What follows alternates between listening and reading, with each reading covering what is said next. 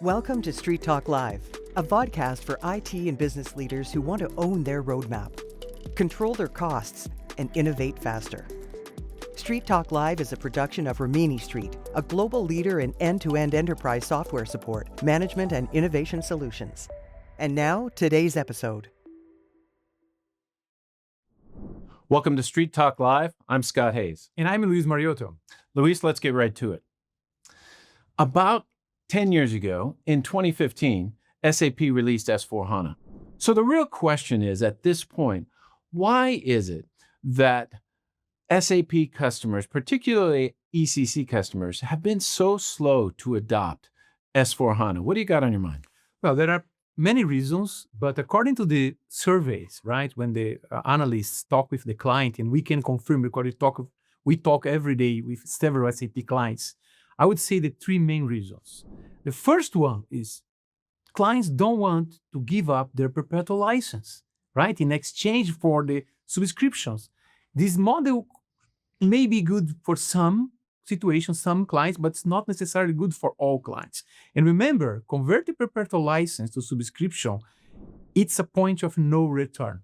So because you are committing, right, to do a big project, huge investments, if anything goes wrong, you cannot go back with your license. So that's, for me, is the first reason, which might also impact the relationship with your infrastructure providers.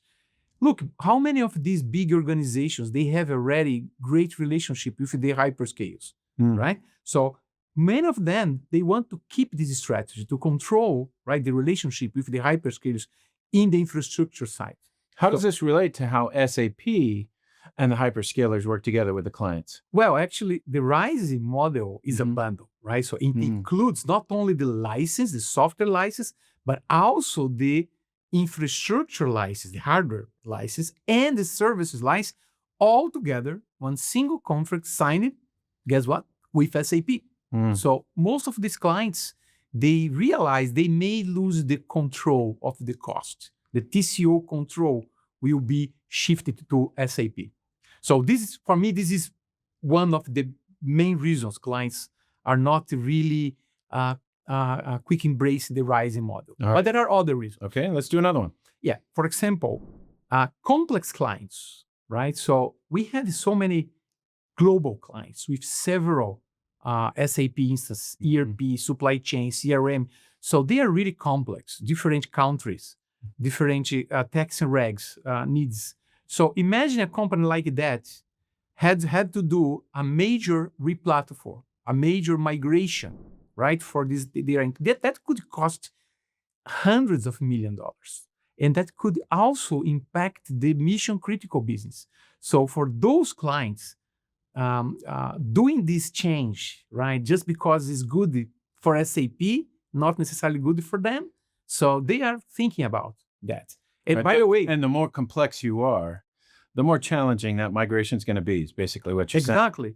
So because you don't know, you don't have all the decision points up front. So probably a lot of the decisions will come along the way. So more products to be licensed.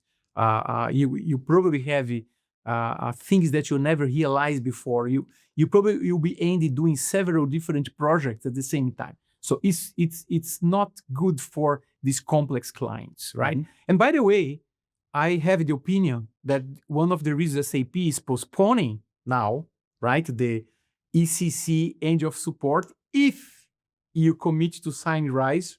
Yeah, only if you if sign a RISE that- agreement, Yes, they would support your ECC longer instead of 2027. They can go to 2030 or even 2033 yeah. if you pay more. But all of that will be charged, right?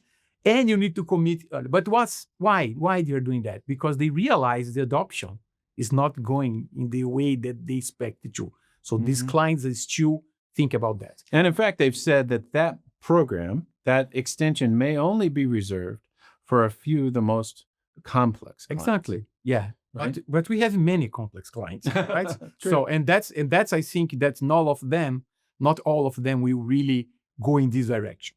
The third reason, according to the surveys also, is the cost. Guess what? Do you think you do this change with the savings? Not really. So clients are realized when they convert the perpetual license to subscription, it means they will need more products. It's not only about the same footprint of license they have today. They probably need to license the BTP platform, for example. They need to license other cloud products from SAP to achieve the business objectives, to really complying with all the process they have today. It's a big change, not only in the huge costs to do the migration, but also the license costs ongoing will costs. increase. We have some clients saying that the average cost is about 3 times what they pay to SAP today in the support. So they may end up pay 3 times or more to convert the license to the cloud subscription model. Yeah, and that's if they know what some of those consumption costs are going to be in the future. You know, the customizations would run on BTP, some of the AI would run on BTP, and that could bring up quite a large consumption cost. It's going to be very hard to predict. So this idea of total cost of ownership, which was very predictable in the traditional model of perpetual license and annual maintenance. Yeah, you could kind of predict that the annual maintenance might go up, you know, every few years or every year. But this idea of being full subscription and perhaps having even some consumption costs really puts total cost of ownership up in the air and how to calculate it. So let's talk about the alternatives. What can SAP clients do other than follow that path to that bundled SAP RISE agreement? That's very interesting. So when we started discussing the alternatives with the clients, so some of them didn't realize they had alternatives, because what they listen from SAP is, you have no option because I will not support your system anymore. And the newest innovation, something like AI, for example, will only come in the cloud model. So they are almost threatening the clients, but clients have the power. When they understand they have the power, I see many clients looking for alternatives. I see more and more clients say, hey, I don't like this model. It again, could be good for some clients, but some clients say, hey, I will look for alternatives. And I see more clients looking for flexible platform, flexible architecture. For example, the composable ERP model is being more and more common when we discuss with the clients. So they are looking for technology like low-code development, automation platforms, right? AI tools. So they see that they can have other options, right, to innovate and transform the business without disruption. So, and that's what we see many clients looking for. So without kind of re-platforming or migrating this large monolithic ERP solution, what could I do with those licenses that I already have is what they're asking now. And could I innovate sooner, faster, in a more prioritized way using that? Yeah.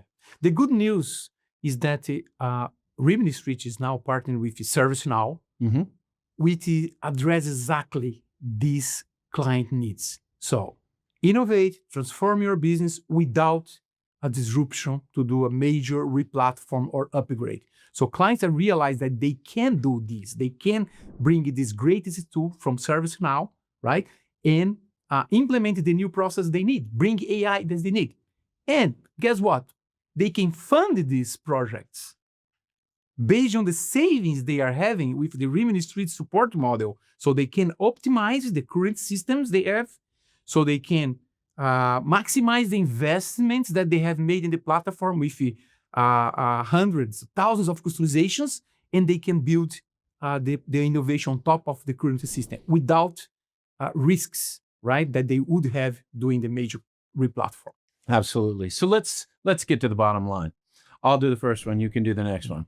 First one, hold on to your perpetual licenses, right? Yes. Exactly. Second, what do you say?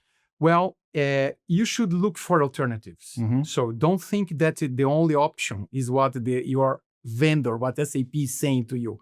Look to the market, look to the other alternatives. And I'd say number 3 is prioritize your innovations and hit them in the order that's most important to your business, and not just accept what the vendor's delivering whenever they deliver it. Exactly.